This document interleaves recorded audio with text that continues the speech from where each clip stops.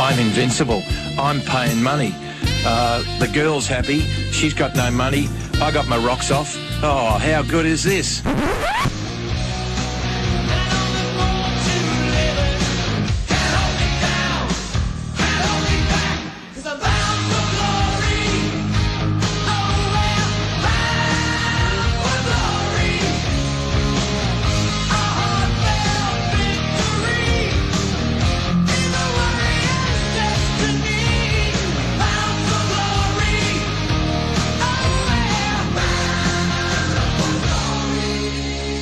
Good morning and welcome to another edition of Bound for Glory on Sin. My name's Ashley. I'm Peter. I'm Ethan. And I'm Ben. And I'm David. Got a massive show today. We're going to review all the games, also preview the games coming up today, as well as do a new segment called Keep, Trade and Delist, which will be a bit interesting. Where we play Terry Wallace. If you have any thoughts throughout the show, make sure you text us in on 0427 767 767. Might get to the first game now, Swans and Bombers. How did you guys see that one? Well, it's been raining everywhere in Australian time zones for the past 48 hours. I think every single footy ground is wet at the moment. It was drenched, and they played out. The Swans and the Bombers played out a more high-scoring game than I thought. I think I underrated the influence of having a small ground where you get a centre clearance, and a lot of goals kicked over the top in all the games, but especially yesterday, where Sydney, they were challenged for a half by the Bombers, and they just had enough, and they got it. Heath, what did you think of it? Well, I thought if Essendon kicked a bit straighter, it would have been, probably would have represented what the game was like, because Essendon were winning inside 50s, I didn't think they were as composed with the ball. You know how good Sydney are as a team. Handballing together. They know they can rely on every single person in the team to play their role, I suppose. And they got going in the end, and the game opened up in the last half. There were 18 goals in the second half, I believe. So it was very tight. It was sloppy footy. Essendon went at 50% kicking efficiency, that's probably their worst record this season. So I think that just described how the game was. Interesting what you said about being kicking straight at Ethan, because Essendon actually had the ball in their forward half more than the Swans did. So had Essendon been able to convert their kicking into goals, they probably would have won quite easily. Yeah, you're right, Ash. I think the Bombers and their midfield did very well yesterday, considering the quality of the opposition that they faced. Especially with Howard all laid out as well. Exactly. He's a very critical part of that midfield, a tough player. I always get him confused with Hocking, who's the tagger, but Howlett is that. He wins the ball out of the middle. I liked Stanton yesterday. He won 18 contested disposals, 7 clearances. Good on him for someone who is very susceptible to the tag. And someone who's normally an outside player as well. Exactly. That was really good to see. And, players like Hibbard and, Heppel, they've really gone up a notch this season, and they're continuing their form, which is great for the Bombers, because it means they've got that outside run, as well as in defence, obviously, because Hibbard, was in and out a bit last year, but this year he's really sort of cemented his spot.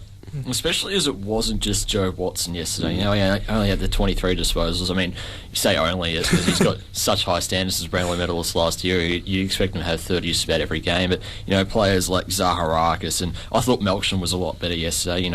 He's had a lot of criticism this year over his form. He's been dropped. So it was good to see him come back. He had 20 disposals, and he played well. And, it was a very good overall contribution, but overall Sydney were just a lot better.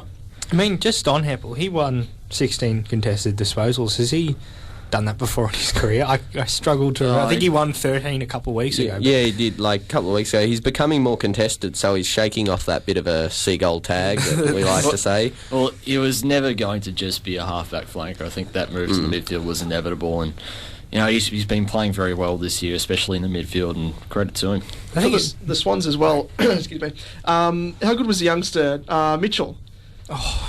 He came in. Was it his first? Was it the second term? Second term, yeah. It was late in the second term. Late in the second term, yes. This makes it more ridiculous. And he's accumulated 18 possessions and kicked a goal as well, and 6 tackles as well. So it shows that he's got the pressure mindset about him as well. That's below par, given he has about 50 a week in the reserves. Yeah, 250 Supercoach points or something the other week, and he had 56 disposals the week before. In saying that, it is the NEFL. Just lower standards. It's that's still quality. You still got to get to that many contests. success. But to keep it in perspective, it's not like a VFL, a Sandful, etc. So, talking about a lot of disposals, Josh Kennedy had 37 once again yesterday, and he hasn't really hit his stride as much this year, and a lot of them were contested. It was the Josh Kennedy that we saw last year, especially during the final series, where he really became ominous around packs, and he was very good yesterday. I think what got me about the game yesterday was most of the goals didn't come from stoppages. The Swans got 12 from play, so it was wet weather footy. It was, usually when we think Sydney at the SCG, it's stoppage after stoppage, and they did break the record for boundary throw-ins. And most clearances in the game as well. Really, that too, and I think 122 overall. Yeah, but clearances and hit-outs as well. Clearances don't mean anything anymore. No, sack clearances. Yeah, and 12 goals from the Swans came from play, so it was back to basics, 1970s, let's just kick it as far as humanly possible. And Winterlink did that yesterday from about the centre circle, nearly. And he kicked the goal with that, didn't he? Yes, he did. The freakiest kicks. It was a fair roost, that one. And just on the scoring aspect as well, it was interesting to note that Sydney actually lost in the inside 50s. And they had 30 scoring opportunities compared to 21 to the Dons. Funny, so I think that stat reflects time in forward half. I saw the stat after the game. It was 58% of the time it was in the Dons' half. So it wasn't as if that they were beaten and they were kept at arm's length for a lot of the game, but it wasn't as if they failed. They did try very well, and I think against that sort of quality opposition, a lot of people question whether Essendon are good enough, and we've questioned that players, if Watson doesn't stand up in sort of those tough, hard contests, and if Zaharakis doesn't, it's just like, obviously Howlett, who didn't play, and there's a lot of, the rest of them are downhill skiers, and they've shaken off that tag. Credit to Stanton, Hibberd and Heppel, who did really well in a game which was played in close quarters, and they won their own ball, and that's something that the Dons can take out of that game. There's a lot more positives than the 44-point loss suggests. But last night we also had, it was another close game until the last quarter, Geelong versus Gold Coast, first game at Simmons Stadium under the new lights, and Gold Coast were impressive. I mean, they've been good all year.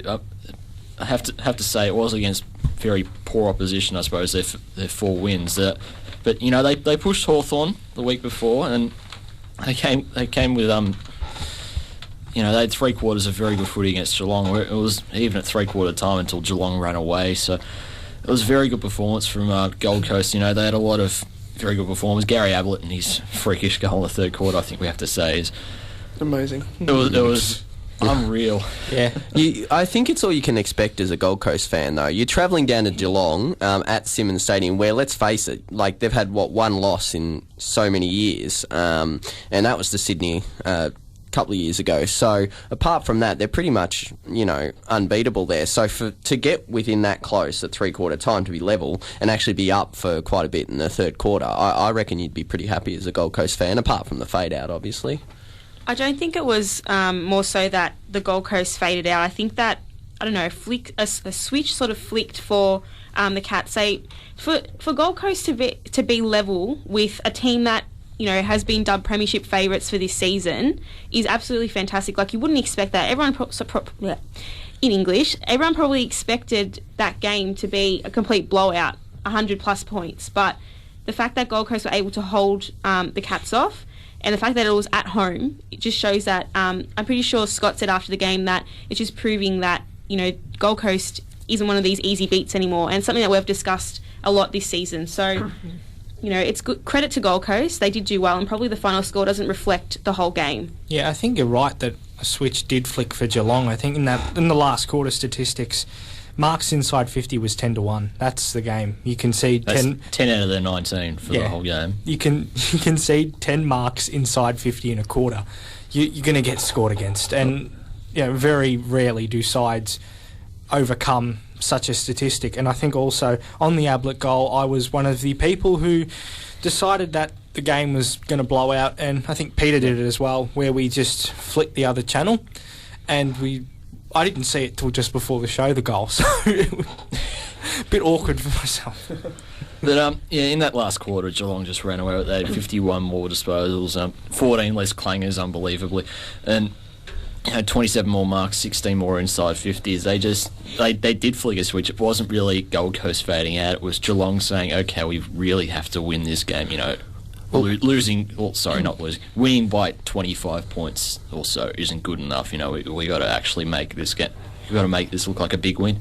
I was going to say, well, in that case, the first 3 quarters, do you reckon Geelong sort of just, I don't know, plodded along for a while, sort of went, yep, this is, our sort of standard, we'll keep with them, and they were a bit surprised in a way that Gold Coast managed to stay with them. Like, it shows maybe that, you can no longer just go about the motions with Gold Coast. That they're willing to match it. If you're not up for it, they're willing to match you and sometimes beat you. Yeah, I think you're right, Pete. I think that they were just sort of going along with it, and then once they saw, we're in a bit of trouble here, they've just, turned it up a notch and played the football that we're used to seeing them play. Matthew Stokes, All-Australian form?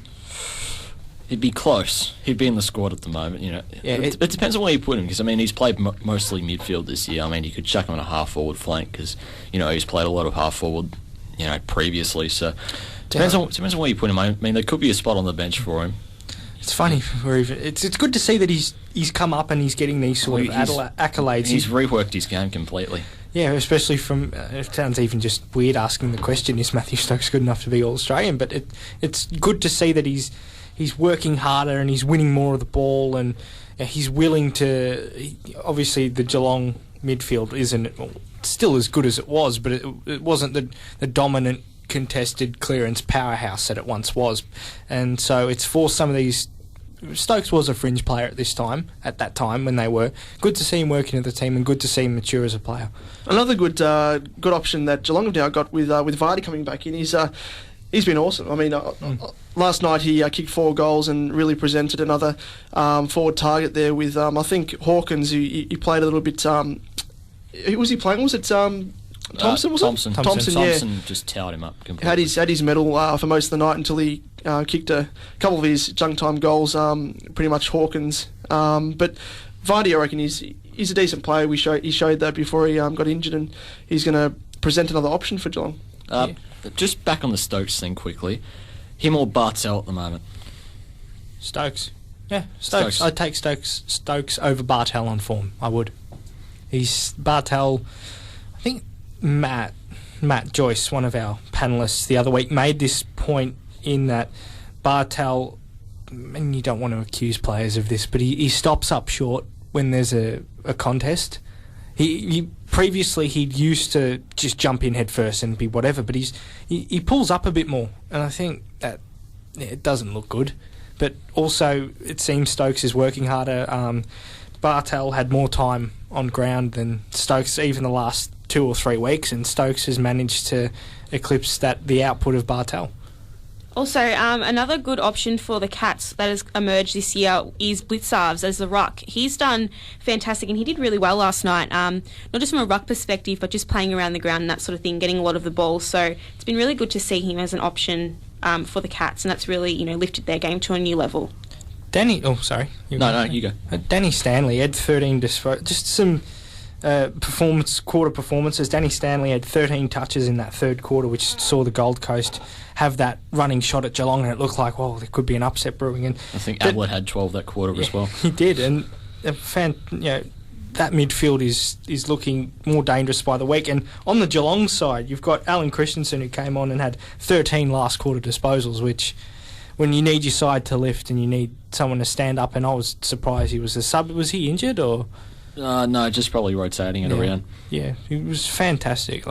And Bartel and Duncan had 10, I think, in that last quarter as well. So big effort from them. I think Gold Coast, I think we can take a lot from their performance. And it's generally been, historically, it's been Ablett and maybe a couple of other performers, and then the bar for the rest of the side hasn't been very high. I think that's fairly fair to say. But last night having Stanley had 25, Dion Prestia. won't call him the human meatball because I hate that term. Had 29 and 12 tackles. I have a few terms for Brian Taylor, but I don't think I can use them in this time slot. And players like O'Meara and McKenzie, they had good games. Riscatelli even, he didn't have that much of the ball last night, but he looked a bit more like his best and fairest winning years at Brisbane. So it was a very good effort from Gold Coast. I think it was a more rounded performance and very good effort from them. I think we'll move on to the game on Friday night. Brisbane and Collingwood. Now, it was kind of expected to be a little bit closer than the 49-point victory that the Pies got. They looked in control the whole game, so I don't know what people were thinking about Collingwood sort of losing the plot this season, but I think it was just a couple of speed humps have encountered. You're right that I think people have over-exaggerated Collingwood's demise a little, but I think it's time to sack Voss. I really do. I think it doesn't look as if he's going to get much more out of this list. I don't think that whatever style he's attempting to implement has worked. I think and I don't think the Heat should just go on Michael Voss, but I think there's a lot of players underperforming. There's a lot of players that have so much talent that aren't breaking into the side, and even when they're in the side, they're not doing that well. To see someone like Maloney, who came from a club, probably not in similar circumstances, but in a similar poor environment, to just jump into the team and do better than players such as Redden and Rockcliffe, it's kind of disappointing to see. And I think Michael Voss has had enough time. He failed once in the rebuild, and he's tried it again, and it looks as if it's not going to work this time. As much as Collingwood were in control on Friday night, I have to say Brisbane was second to the ball. They were lazy. They weren't running hard enough from contest to contest. That's why Collingwood were running in waves. They always had players around the ball. They were always, running it forward. And pretty much the entire first half of the first quarter was in Collingwood's forward 50. Brisbane weren't working hard enough to get it out. And I really think that does start with the coach. That he's got to work hard to get these players inspired, and he's got to get them ready for AFL football, and he didn't look like he was doing that on Friday night. Brisbane were poor. At the same time, they had that many outs that it was beyond ridiculous. You lose Brown, and they've lost structure up forward. You lose Merritt, and they've lose structure down back. The fact is, how old is Jonathan Brown? Oh, yeah. I don't agree with the team, but I'm just saying. You're right. I was expecting Collingwood to win by more and was quite disappointed in the end. Oh, well, they should have. They did kick 14-16. Yeah, let's face it, they're missing Brown, they're missing Merritt, Rockcliffe, Rich, and there's someone else in there that they're missing. Jordan Lyle. I was talking about someone good, but okay. No, structurally... structurally they would have wrecked it. But I think there was another midfielder that they're missing, I'm not sure. But the fact of the matter is that without those guys, they've lost a lot of structure, and I think Patfull would have been very, very happy that Cloak was a late withdrawal, because that could have been ugly. I think you raise a good point, Ben, about Brown. He hasn't got much football left in him at all. He's got maybe a couple of years at the most, if he doesn't, retire at the end of this year. He hasn't been playing good football this year. They've been trying to go to him as a forward option, but he hasn't been converting to what they should, what a forward should be doing. So, like what you said, I think there needs to be some sort of rebuild and restructure of the team. And if they can't deal without Brown in the side, then what are they going to do when he leaves? Yeah, and people would say, oh, well, you're going off early. It was just the game on Friday night. It wasn't the game on Friday night. Round one, they showed up at Etihad. I was there at Etihad watching them play the Bulldogs, and they were a disgrace. They were, again, second to the ball. I watched them play North at Etihad. They were belted. The first half against the Sydney Swans up there in Sydney, they were belted. This is not something that just happens every now. It happens consistently. It's happened consistently this year. It happened consistently last year. Michael Voss has had more than enough time. Is this his fifth season as coach now? Yeah, fifth. Fifth season. That's not good enough. And also, I think the biggest concern was their two best players, in my opinion, on the night were Black and McGrath. That's not good. And they would be the two oldest, would they not, in that team? So you've got Black, you've got Black who's thing, you've got McGrath, you've got Merritt, and Merritt's not young. Merritt is still a very good player. He's towards the end of his prime, but he's not going to be around there in 3-4 years, I'd say. So you're pushing a very fine line, the Brisbane Lions. It didn't help that Hanley was shut down as well completely by McCaffer. And you could argue, you shouldn't have a team set up where if you shut down one player, the whole thing collapses. Yeah. But sorry, continue. I think you're probably cutting Jack Redden a bit harsh there. He had 22 disposals on the night, and he was probably one of the few players that actually looked like he had some intensity around the footy. That tackle on Nick Maxwell that he had that set up Brisbane's first goal, I think he was trying to set the bar. And when you don't have that support around you, it's very hard to perform well. So, and his 22 disposals for a contested midfielder primarily at 96% efficiency or something along those lines. So he was very good. Just on Brown, who have they actually got as like a contingency player to step in his place? Because if they're relying on McGrath, I mean, he's not a tall player by any measure. He's a mid-sized player. Who have they got to rely on to kick their Jordan goals? Lyle would be their second option at the Jordan moment, Lyle, who was injured. They put Patrick Karnezis forward. Now, there are... Is Lyle a traditional forward? Though wasn't he playing as a defender at Hawthorn? Oh, he does a bit of both, but he's been playing forward primarily. I think he played forward in his juniors as well. Okay. So, but he was, you're right, he was put back at the Hawks. Stephen Martin as well. He's got his ankle problem at the moment, so they're missing their three best tall forwards. I don't think any team in the league can replace that. I think when they drafted, and these are two players that even I said last year needed to stand up. Patrick Karnezis and Aaron Cornelius. They are two footballers that they drafted that we've seen them kick bags of goals before. I think I remember seeing Cornelius kick 5 twice, and Karnezis kicked a bag of 6 or one time or other, and they haven't stepped up. And Cornelius appears to have just disappeared into the twos, and from all reports, Karnezis is not happy at Brisbane and could be offered up or will put himself up for trade at the end of the year. So where do you go from there? It's a very... Where are Brisbane going? They're not going anywhere. Well, Cornelius wasn't injured, was he? No, I don't think he was. He's just disappeared into the twos the last couple of years. I think the fact that, Brisbane's got their three best tall forwards out and Cornelius still can't crack the side, I think that says a lot about his form at the moment. Is that Brisbane's development as well? I think he's a talented player who I don't think has... the necessary attitude. I think Karnezis as well, to some extent. I don't think Voss is getting the best out of them. Head coaches are generally scapegoats. A team's not performing, you look to them and say, you got to inspire these players to play their best footy. And I don't think Voss is entirely doing that at the moment. And, losses like this, they keep happening. He's probably out of a job at the end of the year. Just, I think you're right on that point, because just looking, an interesting stat, Collingwood scores 66 out of their 100 points from turnovers. Now, how did that even happen?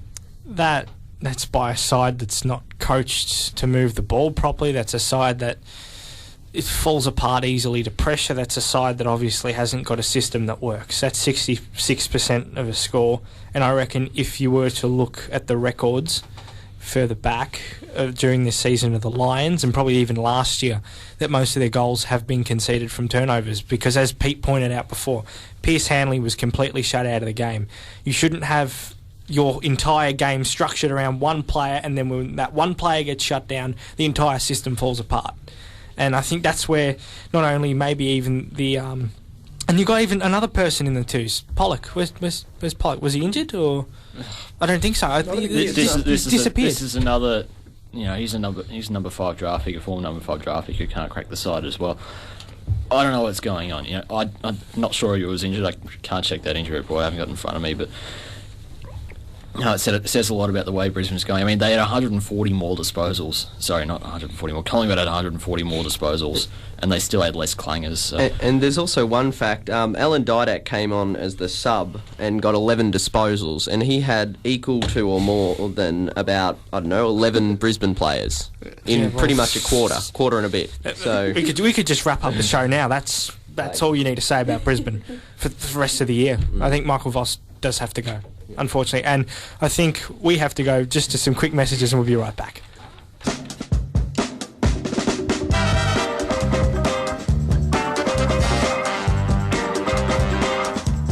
Tune in to We Need to Talk About Film on SYN to hear interviews from film buffs and reviewers from all around Australia. And of course, here's some funky tunes from your favourite films to get you through your Saturday night. Tune in to We Need to Talk About Film with me, Georgia, from 6 p.m. on Saturdays here on SYN.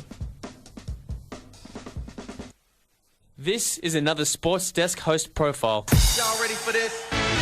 Tuesday. Name, Sam. Favourite sports, love me footy. favourite sporting team? The Essendon Bombers and the Chicago Bulls. Favourite sporting memory? David Zaharakis' winning goal in the 2009 Anzac Day match. What's going to be the biggest story in sport come the end of the year? Whether Derek Rose is playing or not. Will he play?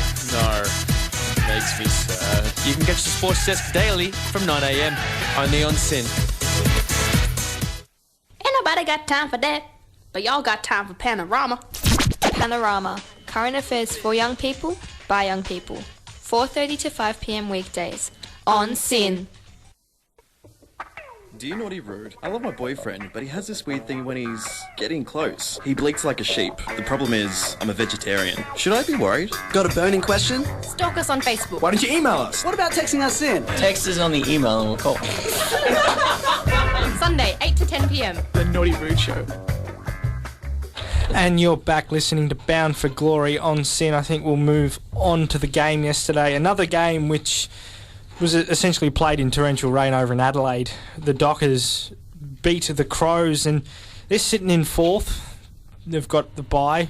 They can just take it easy next week. And a lot of people, I think we were discussing this off air, Heath, that they're incredibly underrated side. They are legitimate premiership contenders. I think it goes Geelong, Hawthorn, Freo. You know, they're the three picks of the bunch at the moment. You know, and then there's Sydney as well. It just gets more complicated. But you know, Freo, they've slipped under the radar, especially with their outs. You know, Pavlich and Sandilands and Griffin, and you know, they're just doing so well. I think it shows just how good Ross Lyon is as a coach, you know, to get all these players, even, you know, the 25th, 26th, 27th best players, you know, performing at this same level that's expected of them every single week. And they're sitting in the top four now. They're sitting in it comfortably. And I think credit to him, he's done a fantastic job this year. And Freo, they're probably going to finish top four and have a real crack at the premiership. And it's really scary, I think, because let's face it, we saw what Ross Lyon could do with the team that he had at St Kilda, with so many players that are borderline AFL standard, and yet Freo, they're a lot stronger than the team he had at St Kilda, and they got within a kick twice of winning, well, 2 premierships, let's face it. And this team is a lot more offensive. They can run, they can carry. They've got the likes of Hill and Fife, and even like Mundy and those kind of, and Pearce has added something. Those kind of players, they're just, it's amazing. I do think, though, Adelaide found out just how you can beat Freo. You know, they said during the week that they're going to play quick footy. You know, they're going to try and run it over the top. They're going to take the game on, and they did that. You know, the first 2 goals that they kicked were straight over the top from Patrick Dangerfield, working his way out of a contest and just running into an open goal. Freo pushed a long way up the ground, and Adelaide ran. You know, they took the game on. They did, you know, they tried disposals, you know, under pressure aggressively that they wouldn't normally try, and it paid off. And you know, they looked a lot better as the weeks have gone on. I think they're starting to hit that form that they hit late last year, especially after a slow start. What I love about reading Fremantle is going over the stats the next day and just seeing key indicators where they've just been smashed but they still managed to pull a result. Like, I love something like this. You've got Sam Jacobs, who won 50 hit-outs. The Crows, I should just say before I start, the Crows won 61 hit-outs to the Dockers 28 yesterday, with 36 of them going to advantage for Adelaide. You've got Sam Jacobs, who got 50 hit-outs. You've got Patrick Dangerfield next for the Crows, 6 outs. But you've got like Sam Jacobs rucking against Zach Clark, who he's okay, but he's not the best ruckman. And then you've got Zach Dawson, and Fremantle still managed to pull the ball out, and that's credit to their midfielders. Oh, Michael Barlow was fantastic. 22 contested disposals. And he was 10 clearances. He's just a fantastic footballer. You know, he had his first 11 games or so before he broke his leg, where he was taking the world on, and you know, he was up there in the Brownlow count as well, and nobody knew what was going on. And now he's really starting to hit that form consistently after he's got over his leg problem, and it's fantastic to see. Yeah, I mean, he had 12 last quarter disposals, and when the game was up for grabs, he stood up and he essentially won it. Yeah.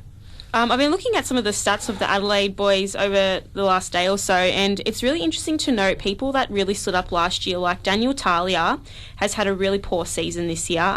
He hasn't done as well as he did last year, and that could be something to do with the injury that he sustained late in the season. But I think for Adelaide's structure, he's very important, and I think he needs to get up and get his game going for Adelaide to really be effective in the defence. Yeah, I think you're actually spot on, because what I feel Talia brought to the Crows last year was not only he could play on a tall forward, but he could also rebound well. He had 9 touches yesterday. None of them were intercept disposals. If you looked back last year, he used to get, and even the previous games, he hasn't got many from kicks from opposition where he's marking them and picking up the ball from turnovers. It's just he's lost that rebounding ability. He's not spoiling as much either, I don't think. That too. And that was one of the big standouts. I think a lot of Adelaide supporters called him the Golden Fist. So he's not doing that as much this year. But he's a young player. He'll pick this up. He did get the Rising Star last year, though, and he did have a lot of potential. And like you said, there's a lot of inconsistencies with young players, but he really needs to stand up. And it's amazing to think that they've still got Matthew Pavlich to come back into the side. I think they were considering him on the weekend against Freo, but played it safe. But it's amazing to think, with Pavlich coming back in, they're going to be quite a force. I love how they can just rotate these. They're sort of mid-sized running players that can creep forward, but they can also creep back in the hole. Players like Subin, Lee Spur. Obviously, you've got Christopher Main, but you've got another player coming through, Hayden Crozier, who I thought he didn't stand out, but he kicked a goal yesterday, and I thought he's going to be a potentially very good footballer for the Dockers. He obviously he's a top 20 draft pick, I believe. Yeah, he's the one who took that massive hanger over in the TAC. What's the WA equivalent? It was a championship. So it was a championship game over in Perth. He took this massive hanger, and everyone was talking him up, and then he sort of, towards draft time, recruiters tend to look, didn't want to focus on highlights to make their decision. They sort of went for other players, and I thought Freo have picked up a very good footballer. It's going to pay off down the track, especially when you've got other smalls like Hill, Ballantyne, and obviously Michael Walters. I think we might move on now to the other game yesterday, Bulldogs and Port Adelaide. Now, if Port Adelaide haven't crashed down to earth, I think I think yesterday was definitely a wake-up call for them. They've lost it, I think. It's the first time that teams won their first 5 games and lost their next 5 since Collingwood in 2000. So it's been a while since a team has crashed back down to earth like this. And I don't think really the weather and the conditions suited them yesterday. They're a very good uncontested team, and they rely a lot on their ball use. And in conditions like Darwin is, it's very wet, it's very slippery. I think more than half the players were wearing gloves yesterday just due to the conditions and trying to keep the ball. They just didn't look as clean, and they went at 56% kicking efficiency. That's well below their normal standards. So the game really suited the Doggies yesterday, and it paid off. Interesting thing, and it's going back on the Ben statistic thing of a team losing but still dominating the stats. Port had 58% time inside their forward half and had 15 marks inside 50 to 4. Yeah. So and Jay Schultz had 5 of them and he kicked 0 goals 3. It's funny, it was that sort of game, and just what Heath touched on. I got the stat here. They had 32 less contested disposals than the Bulldogs. That's really the only the big differential you can find in the stats that Port lost. Probably also tackles. They had 7 less tackles. 7 less tackles. 7, right, less tackles. Yeah, that's also another indicator. But 32 less contested disposals. There was a game last year between North Melbourne and the Western Bulldogs, and it was something like that. 35 less contested disposal is a smashing. That's getting belted, and it was for everyone to see that they've been caught and slowed down. And they're very good on the outside. They've got Jakey Need, they've got Wingard, and they've got Ollie Wines, but Kane Corns as well. And then it just falls. When that hard balls to be won, it was a little disappointing to see that players like Hamish Hartlett and Travis Boak. Boak only had 14 touches, so it's disappointing to see that they've sort of reverted back to old ways. Well, they shut down in the third quarter. I think that's pretty much where they lost it, and sorry to use the pun, but Dogs had 48. I see what you did there. They had 48 more disposals and at 15% more efficiency, 6 marks, and they just looked to use the ball a lot better. They had a more desperation around the footy. They're a very good contested side. That they can win the ball first. Against probably anybody in the league. and that's their strong point. And they just had a bit more intensity around the footy, and it paid off. They kicked 5 goals to none that quarter, and it's where they won the game. Yeah.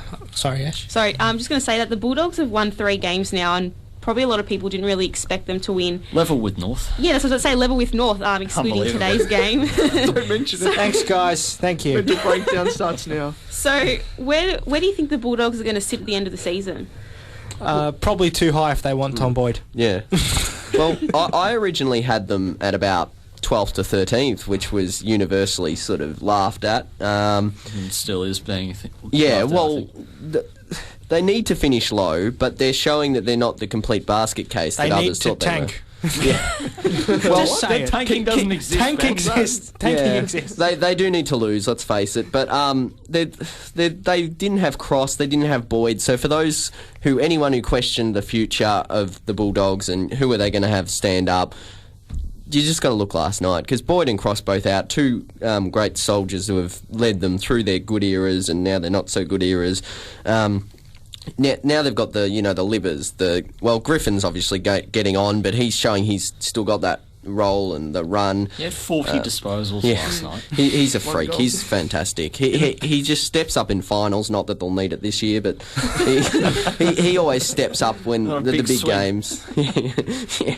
But Wallace and Stringer, McRae, they've got their midfield set, and now they just need to get Boyd, so don't win anymore.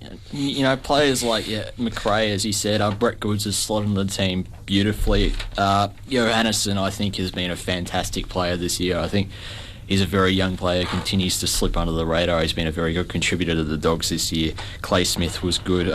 Talia as well. He had 21 disposals, and he's a defender. Can play on tall, can play on small. So, a player like that has 21 disposals, and the Dogs are going okay. And Liberatore as well. He had 24 contested disposals and 13 clearances. That's just ridiculous. And it's good to see that, unlike Brisbane, they are relying on these young players to stand up, and that's the future, really. Yeah, you're right. In fact, I probably rate the Bulldogs youngsters better than I do the Lions, because they are willing to have a go, and it's good to see other young players like Kobe Stevens and players like Tom Young and the other bloke, Nick Lower, the tagger, that's the one. It's good to see that they're young and they've managed to obviously be grafted on from other teams, but they've come in and they've embraced what they need to do. They understand where they're at, and they're just willing to work to get to where they want to go. And this is with Kobe Stevens not having a kick after he had 34 disposals or something like that last week. So, they've got a lot of very good youngsters. I mean, obviously not every one of them is going to perform week in, week out. And, a player like Jake Stringer didn't kick a goal last night. Liam Jones kicked 1. They've got a lot of good young players, and I think the future is bright. They, as you said, Ben, they do understand where they're at, and I think they really know what to do, and they're making very good progress. And I don't think it's going to be very long before we see them in finals once again. I think on that note, we'll go to the other game yesterday, the Blues and the Giants. Training drill. Oh, well, you didn't have to sit there and watch boring game. I did, I know. I did have the luxury of turning over. They even had 3-on-1 on Cameron, and he was the one person that was likely to do anything. So disappointing. I was hoping he'd at least kick a bag and have some interest. Yeah. Marks inside 50, 17 at Carlton. That's the ball game. That's about what GWS average against this year. That's the new contested possessions and clearances. It is. That is the new marks inside 50. That's a very good indicator. We can do this every week. We bring up a stat that just sums the game up in 30 seconds. I think one good thing to take out of the game for the Carlton boys was some of the players that haven't really stood up in the past few weeks actually, had an opportunity yesterday and did stand up. We saw Armfield had a fantastic game yesterday, and he's not really one to take the game by the throat sort of thing, and he actually, he played really well yesterday. And also Menzel did really well yesterday as well, and that was, I think, was that only his second game? Yeah, his second game, yeah. Or he only played half in his first game, so it was sub. He kicked 2 goals, and that was really great to see and really positive to see that Carlton does have a forward option in the future. And it was interesting for anyone who listened to the Triple M broadcast of this game. The radio hosts were going berserk over Dennis Armfield, saying that who needs Judd when they've got Armfield? Okay. Like, seriously, I'm not sure. they were thinking of hosting Can him. we say Triple M, or can we just say that network with Mick Walloy? I'm not sure. I'm not sure how it works with commercial radio. Yeah, well, it was quite interesting saying how he looks like a porn star, but he could get a job in the media pretty easily. Fantastic facial Call it hair. double M instead of triple M. What about the tat? Yeah. I'm too busy looking at the facial hair to look at the tat. That's why I think he's got it, to distract from that stupid tattoo. But another good one was Jared Keisha. He played all right, I think. He's a nuggety sort of player and isn't afraid to get in and under, and yeah, really impressed. Did go hard at the ball, which is good to see. Yeah, Jeff Garlett as well, who, obviously small forwards have this reputation for being a little outside. They don't win their own ball. He won 14 contested disposals, and it's positive to see, especially for Carlton when they will play good sides, that they're small players, that they've got a lot of willing to go in and win their own ball, and that's the difference between good teams and bad teams. And Mitch Robinson and Kade Simpson, who haven't had very good years this year, I think it's fair to say that that they had 29 and 27 disposals yesterday, and they're players that Carlton have to rely on in the midfield. Murphy and Judd are their two best midfielders clearly, but their third and fourth best midfielders, standing up and performing well. I think it was very, very good to see that, even against a team like GWS, it was good to see these players stepping up, and they had good games. I think on that note, we should go to some Sin messages. We'll be right back in a sec playing List Manager. That's a sheep. This is Sin.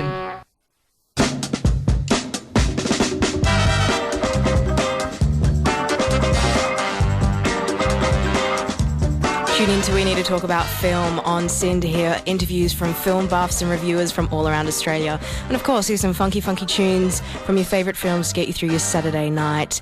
Tune in to We Need to Talk About Film with me, Georgia, from 6 p.m. on Saturdays here on Sin.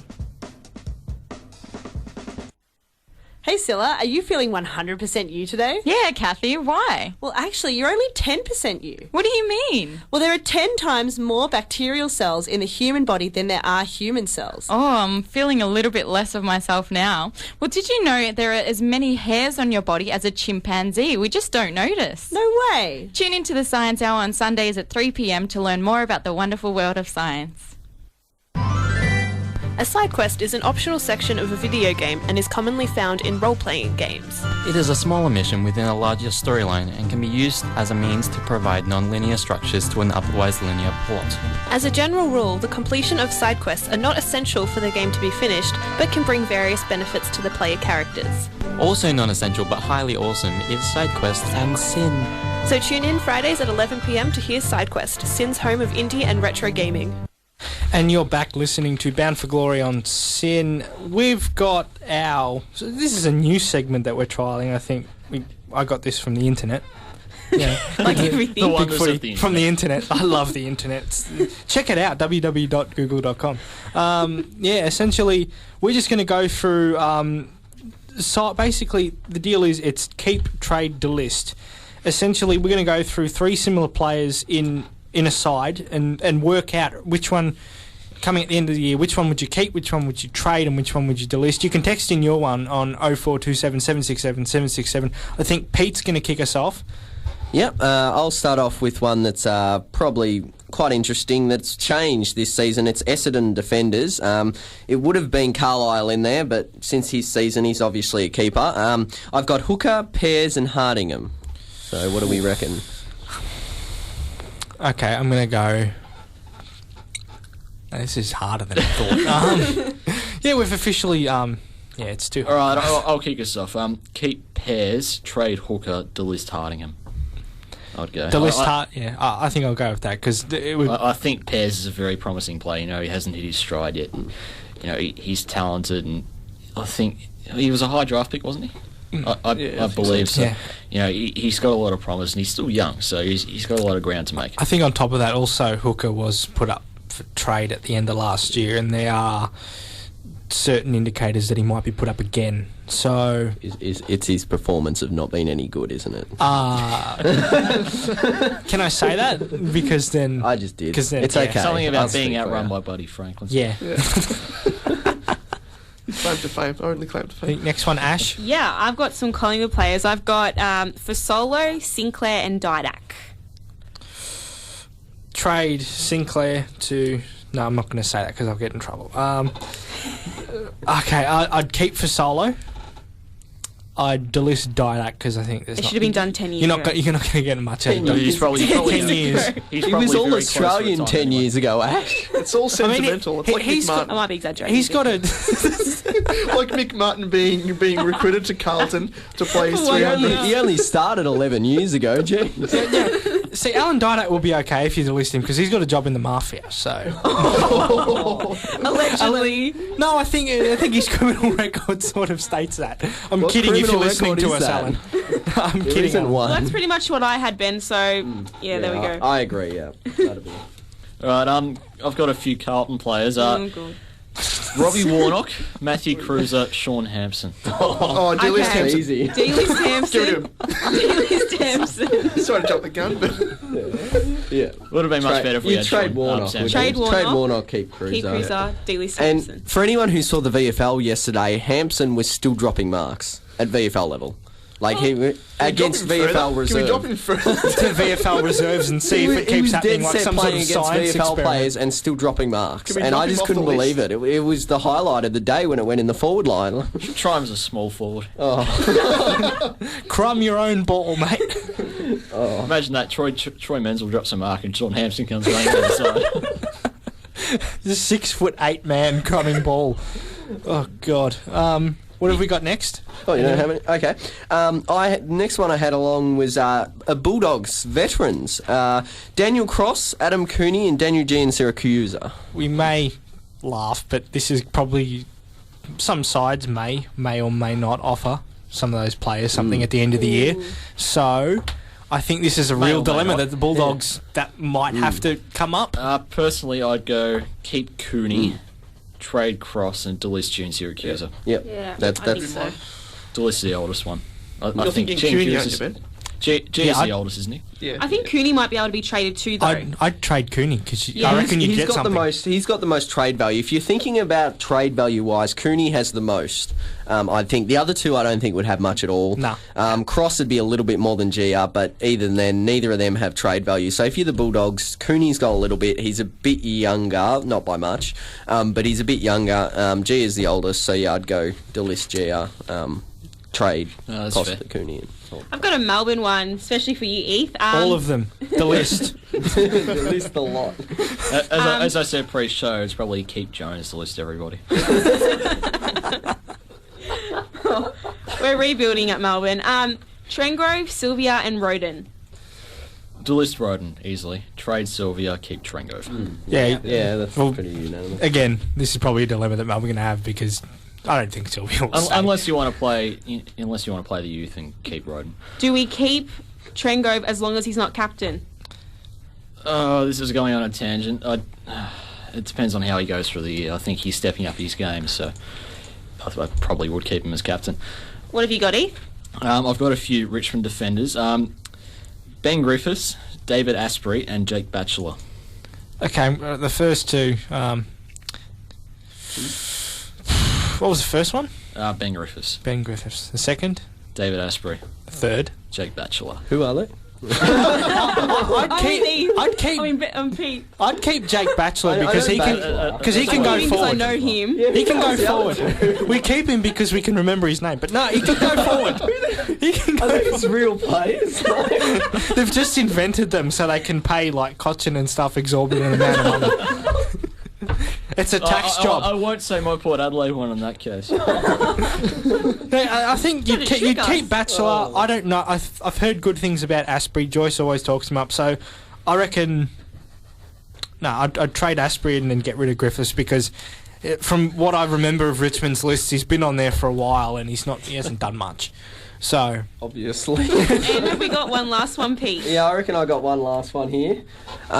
This one is actually especially for Ben because he loves North Melbourne. Now these players, we went off on a tangent. We didn't want to have the same style players. Just before you do, is it Jack Siebel, Jack Siebel, Jack Siebel? No, but Jack Siebel is in there.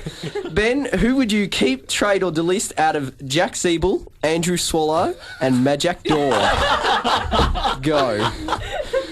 Here we go. Let's see what he's got. He's sweating. Sweating bullets. That's a good question. All three players are listening to the show, by the way. He's got. See, I'm breaking stuff because I don't want to have to do it. Distraction. He's angry. He has to Please. get rid of two of them. Okay, no. Please tell me you're going to keep the captain, please. Oh, okay, let's look at it like this. Let's look at it from a total list manager type stalling kind of thing. No, but seriously, yep, you'd keep Swallow. If you were logical, if you could pick, you'd keep Swallow. You'd trade Zeeble because you'd probably have more currency than Majak Daw at this time, and you'd probably delist Majak Daw. But we're going to cut that audio and replay it. Fortunately for North Melbourne, fortunately for North Melbourne, that won't be a dilemma. That's right. We got the audio we wanted. Get ready, internet. This is going to be the next internet sensation. Ben will be chased out of Arden Street.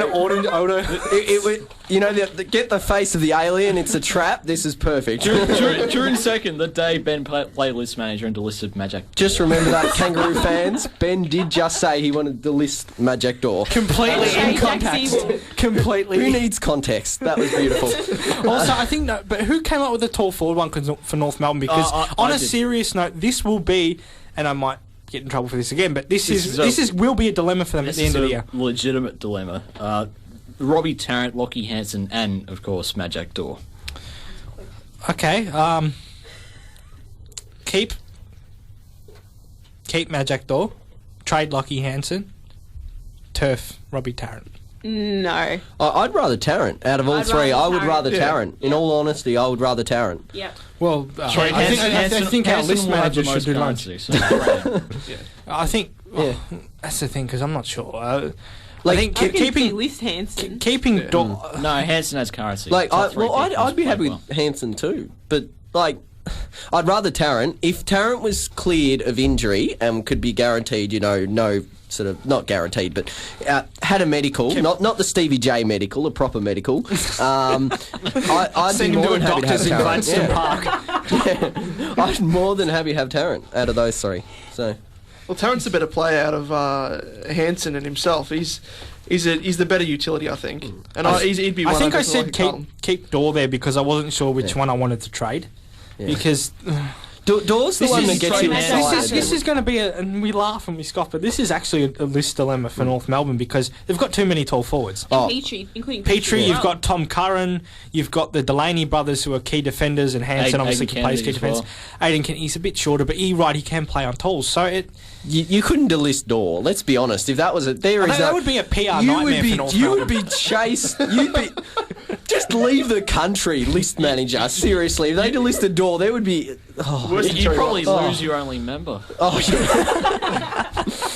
That'd be himself. Oh, yeah. That would. I think on that note, we should go to some Or do we want to stick and just do the previews? Do we really need to go to the previews? We'll just do the previews. We'll just run through the games. We don't know what we're doing. We're making it up. He's lost it up. You've really stumped me with that question. He's thrown off after saying he wanted to delist Majak Daw. Did we get that? We'll do it next week with a bunch of Collingwood players. But for now... That's all right. Go ahead. Go ahead. I'll bring it. Dane Swan, Pendlebury and... What, Thomas? Travis Cloak. Oh, Travis Cloak. That's all right. I'd trade Pendlebury. I'd keep Cloak. Trade Pendlebury. Ladies and gentlemen, Pete just traded Scott Pendlebury. And you're saying North Melbourne should leave the country? Either one. I'd trade Cloak or Pendlebury. Bound for glory. Trade them all. We need a top draft pick. Nonetheless, North Melbourne versus St Kilda, now we actually get to talk them up. I think North Melbourne, they dominate them in statistical areas, contested possession. They generally play very contested games, I think St Kilda are a very uncontested team, so I don't think that really suits the way North Melbourne play. I think they should control the game, and I think that really does suit North Melbourne. I think they should run away with this one. Great effort by Brent Harvey also to play his 350th game today. Absolutely. And Daniel Wells That's the too. lone clap. Daniel by Wells Ben there. 200. The sound of one hand clapping. No, because then I get accused on this program of being unfair to North Melbourne. So no, congratulations, Boomer, 350. That's a fantastic. Daniel effort. Wells 200. I don't really know if they'll win this week. Who knows? They're playing St Kilda, surely. They'll be up by 55 points halfway through the last, and they'll still lose. Actually, I think, let's face it, if they're up by any large margin, up to 5 goals at three-quarter time, I think everyone will be sitting down going, right, we got a game on our hands now. We've been talking about how Voss has his job on the line. Do you think that if North Melbourne lose again by a small margin and have been winning, do you think that Scott's job is on the line? Scott's not a mental coach. He's not a psychologist or anything. I don't think that's his job to, the players obviously have some sort of issue, to keep leads when they're well in front. They're 7-2 at half time and they're 3-6 on the ladder. So It's not only that, it's during games when they get 5-6 goals up, which I've noticed obviously a few times this year, but they've got 5-6 goals up, and I find a lot of rebounding players. North Melbourne do rebound well, but I find that. What have we got? A text. We got a text. Text us in on 0427 767. What have they said? I'd delist this show. Well, what about trading? They didn't do their trading. You wouldn't even trade us? Really? Just Delist. Come on, we're worth a third round draft pick at best. 5th round. Trade it for the whole Melbourne Please Football Club. don't. This is the North Melbourne the Melbourne Football Club of radio shows. You just compared North Melbourne to Melbourne, Ben. God, Ben's not going to make it through the night. I think we can. That's a good comparison, North Melbourne, to this show, because we started off fantastic, then we've just fallen apart. It was a Zebra swallowed door that threw it off. Nonetheless, we've only got 4 minutes left. As I was saying, North Melbourne, they rebound well, but their players get into advanced positions. Like, you'll see players of the ilk of Farito and Atley and Scott Thompson even ran around inside forward 50 last week, and I thought that's just way too far for a defender. If you're gonna, and that leaves all that space out the back. So if you're gonna rebound, you obviously need it. Obviously, dispose the ball, then go sit back and kick behind play. Tips: who do we think we're gonna win? North. North. North. North. North. North. North, I hope. Next game. Can only pray. And I know why you went this game first, because you don't want to talk about Melbourne. Yeah, so the next game is... No, the first game. It's the first game. No, the first game today is Melbourne and Hawthorn. Yeah. Really? I thought. No, okay, you're going to rock up at the MCG at half time. Anyone who wants to go see an animal that's my killing fault. another one that doesn't have Foxtel for the Discovery Channel, pop down to the MCG and you'll see Hawthorn versus Melbourne. All that channel with Brian Taylor that we can't say on this. Hawthorn will win this comfortably. Neil is playing for his career, so Yeah. It's a shame they're playing coaching for his Hawthorn. career. Oh, you want to play? It'd probably be better than half the ones out there, to be honest. Essentially, too long didn't read. There's a meeting tomorrow down at, I don't know, we're at Melbourne situation. Who Amy cares? Park now. Amy Park. Amy bus Park. stop out the back. Where essentially Neil has a presentation to save his career. Now, I don't know what his presenting skills are like. I know what his coaching skills His are like. presenting But skills better be damn good. because Hawthorn, they're probably going to half-ass this game and they'll still win by, 80, 90 points. So that's how good Hawthorn are and that's how bad Melbourne are. It'd be, Coming from a Melbourne funny if Melbourne win and they still have to sack Neil. They've already signed off and he's like, him just ripping off his contract. It's too late. We've already signed off on a board. Yeah, go through with it. If Melbourne beat Hawthorn, get on the internet, please. Yeah, www.google.com. The internet, it's all there on the internet, ladies and gentlemen. Oh, it happened in round 10 last year. And there's one final game today, West Coast and Richmond. That's on Monday. Tomorrow. Oh, is it? Yeah, Get with the program. Why is football on Monday?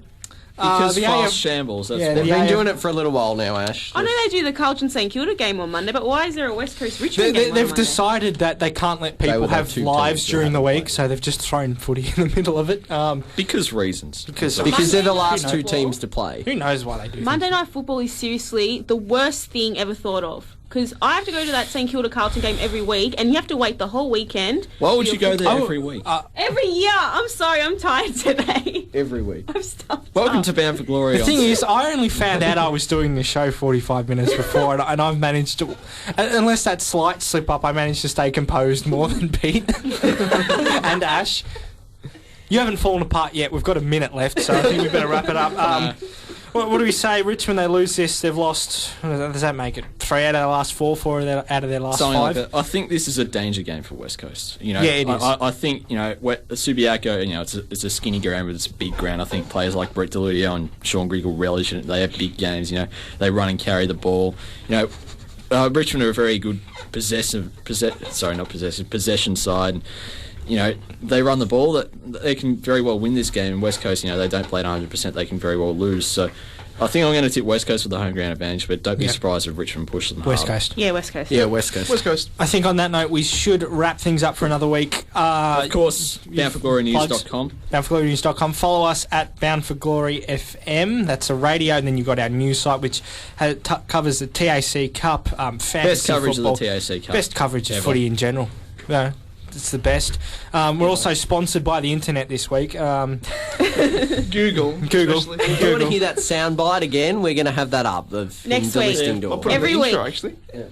Yeah, I think we should. We'll have that as a pop-up whenever you go on boundforglorynews.com. It's been saying, I delist Magic. And he'd trade Scott Pendlebury. I think that's funny. I could probably trade him for your whole club. Thank you for bearing No, with the Melbourne us. supporters over here. Don't look. Thank you for bearing with us. We're going to get kicked out of the studio in a minute. You've been listening to Bound for Glory.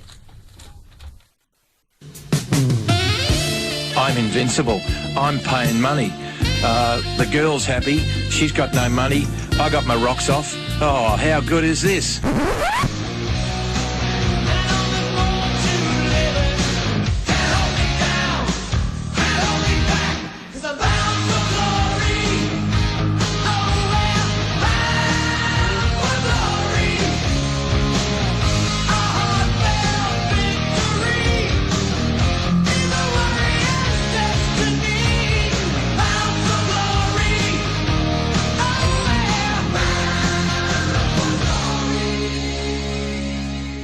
See you later, you odd-shaped freak.